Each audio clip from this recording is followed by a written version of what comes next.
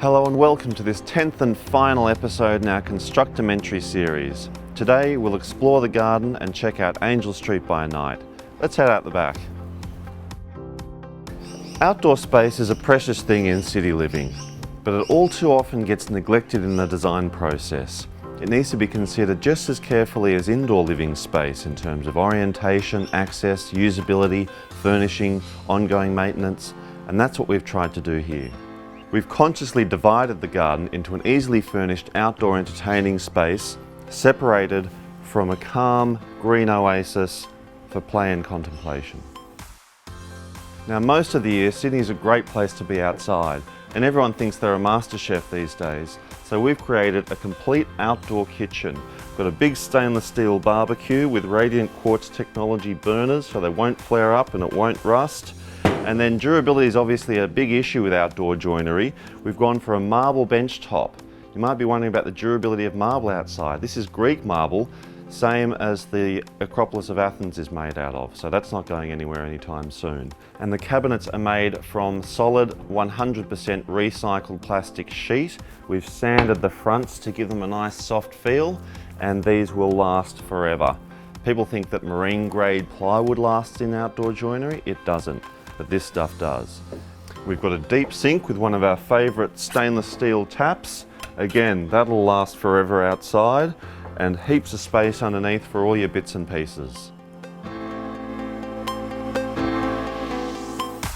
We have a generous entertaining deck. We've used 6 by 1.5 inch boards, 6 inches wide, so every second joint aligned with an internal flooring joint, 1.5 inches thick so they'll never warp.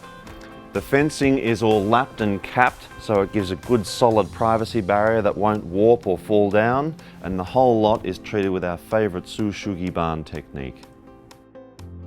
Now, we've buried the door sill between the flooring and the decking to get a lovely flush threshold so the living space really spills outside, but it's no good opening to the outside if you're letting the mozzies in. So we've got this concertina fly screen for lovely insect-free summer breezes. And speaking of summer, for those lazy outdoor afternoons, I just tap the button on my phone to bring out the shade awning. Now, as you may have guessed, we custom made the stainless steel and marble bird bath, and we've actually connected to the irrigation system so it automatically flushes each day. And rather than turf, we've used dichondra and native violet ground cover, so you don't have to mow it, and it gives you a lovely soft bed to lie on. And finally, these sandstone blocks were salvaged from the old cottage that used to be on the site. Here we are in the all-important master bedroom, and we've really tried to create a tranquil retreat here consisting of the ensuite, bedroom and wraparound wardrobe. So we've got heaps of storage space tucked away in this spacious room. Now, we've placed this custom-made bed joinery right in the middle of the room, so as you're lying in bed you have the east light coming in overhead and the view out to the west to the lovely Angoffer across the road through the private balcony. And we've integrated a bookshelf here so you've got all your ideas close to your mind as you dream, a wool upholstered bed head, integrated bedside tables, and we've even managed to fit storage underneath so not an inch is wasted. All the lighting in the house is LED using between 3 and 7 watts of fitting, which is a heck of a lot better than the old 60 to 100 watt globes. Now, downlights are worth the mention. We've been careful to select downlights with deeply recessed globes so that they don't shine in your eyes as you approach them. Wall-mounted uplights are another fitting we've used here because they provide a beautiful diffuse light through the room, as well as lifting the ceiling up over your head rather than focusing it down upon you.